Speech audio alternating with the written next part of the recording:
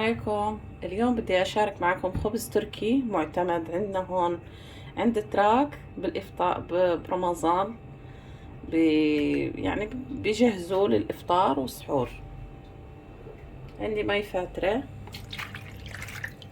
أنا شاركته معكم قبل هالمرة بس بحليب ومي، هذا بس بمي. بدي أحط 3 أكواب مي.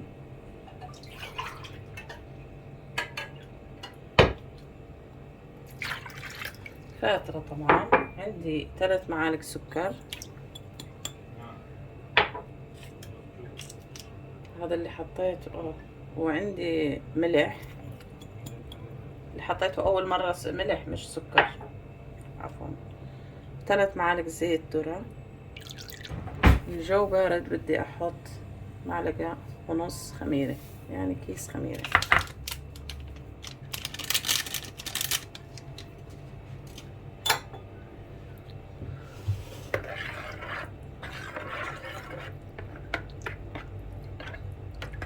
أحرك هاي الأشياء مع بعض.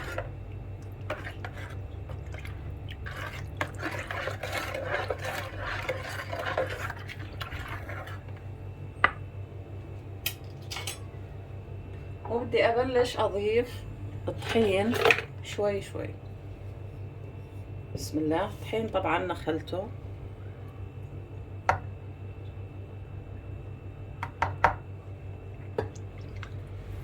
لما يصير معانا عجين، يعني لسه بيلزق بالإيدين.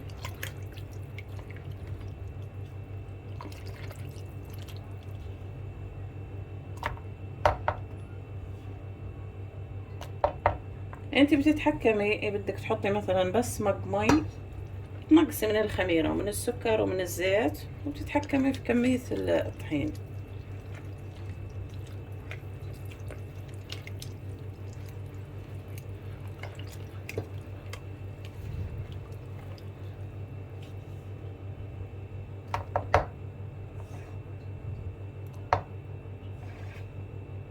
بس تتماسك شوي بسوي ايدي.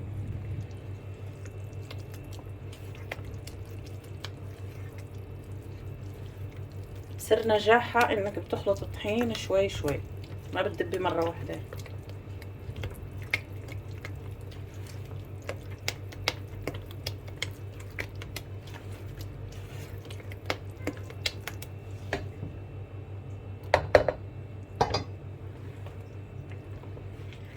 هذا الخبز عند التراك اشي مميز برمضان. حتى المخابز بيكونوا بيسووه باقي الايام العادية، بس مش بكمية كبيرة زي برمضان، ضروري. وفي ناس بتحضره بالبيت.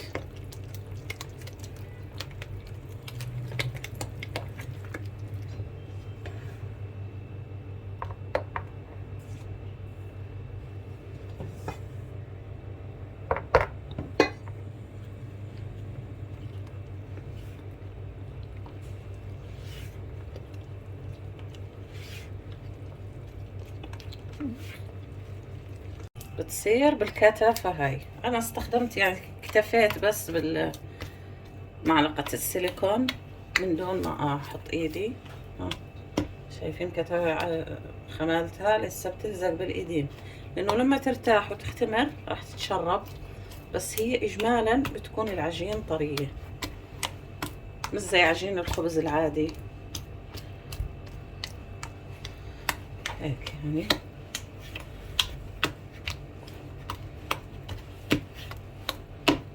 الطريقة هاي هيك. هسه بدي اشيل العجين من الاطراف واجلتنها بس تختمر، راح تتماسك كمان شوي.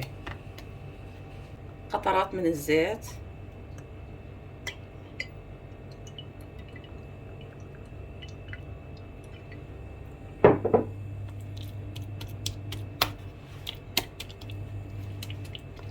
ونخليها بس تضاعف حجمها، بنرجع نسويها مع بعض. بدي احط عليها منديل، خليها لما تختمر وتضاعف حجمها بنرجع لكم. رجعنا عشان نشوف العجين. خمرت، ضاعف حجمها ما شاء الله.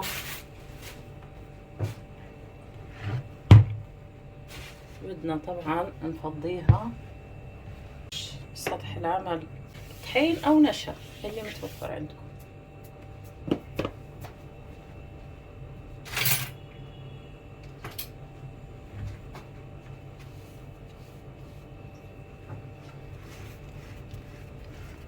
العجين خفيفة جدا. سر نجاح خبز التركي لازم تكون العجينة خفيفة، ما تكون جامدة كثير. بدي افضيها هون كلها، بسم الله، عشان افرغ الهواء كلها فيه منها.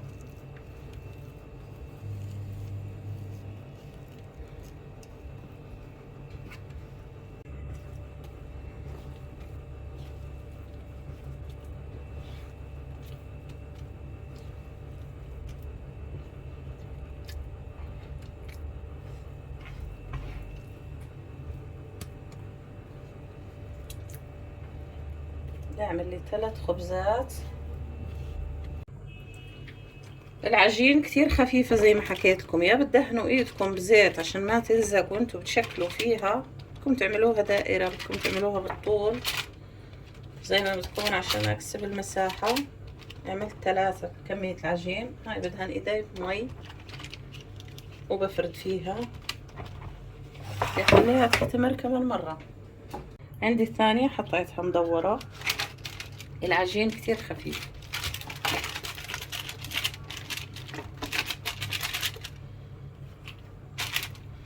انا بحط بس مي، تحطوا زيت كمان بصير.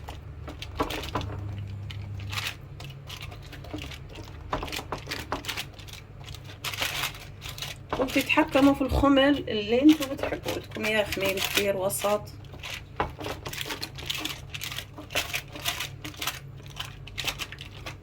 بالشكل هذا، وبنخليه يختمر كمان مرة.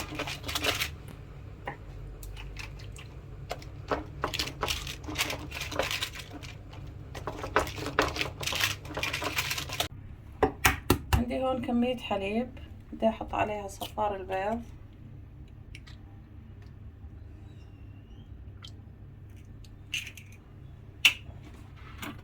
ومعلقة خل.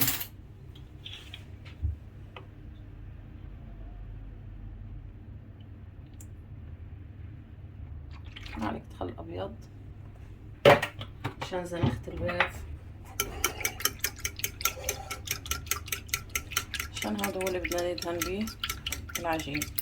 ثمرت العجين وارتاحت، بدنا ندهنها بالخليط هذا البيض والحليب.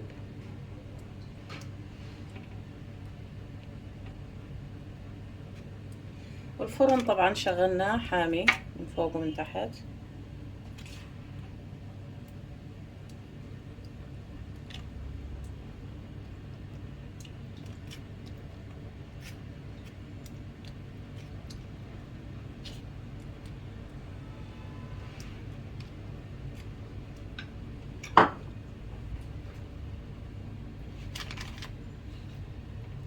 نعمل لها شكل،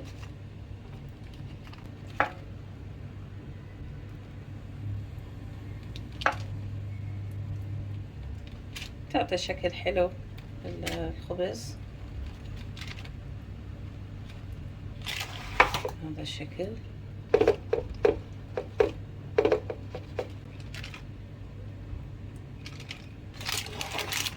يا بسمسم يا بخشخاش بحبة البركة اللي متوفر عندكم. أنا زينتهم بالخشخاش.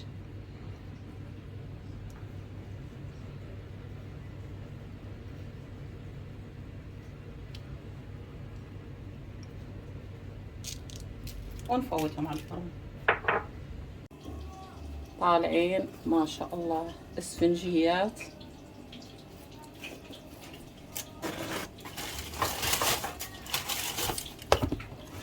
ان شاء الله تجربوه وتعطوني رأيكم بالكومنت، ووصفتي تكون خفيفة ظريفة. وين حابين انواع من الخبز اكتبوا لي بالكومنت وانا جاهز. اشي فخامة.